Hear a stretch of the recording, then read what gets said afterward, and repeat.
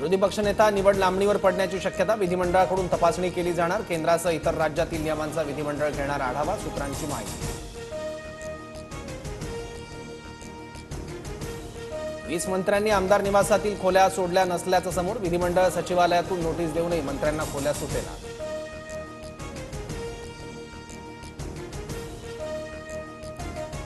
कामगारांच्या प्रलंबित आर्थिक मागण्यांसाठी एसटी कामगार संघटनेचं आज राज्यभर आंदोलन, मुंबई सेंट्रल मध्यवर्ती कार्यालयावर दुपारी निदर्शनं करणार. दाखले काढण्यासाठी लागणारे 500 रुपयांचे मुद्रांक शुल्क माफ, महसूल मंत्री चंद्रशेखर बावनकुळेंचा मोठा निर्णय, विद्यार्थ्यांचा नागरिकांना मोठा दिलासा.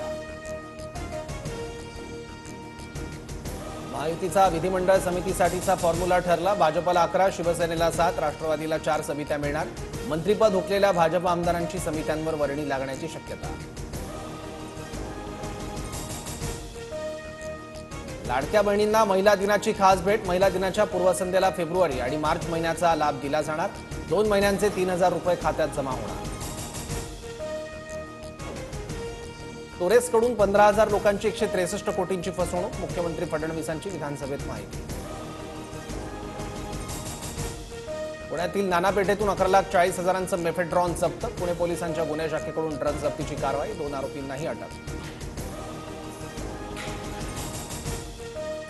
सोनं 1,200 तर चांदी 1,000 रुपयांनी महाग, सोनं 86,000 प्रति तोळा तर चांदी 94,800 रुपये प्रति किलो.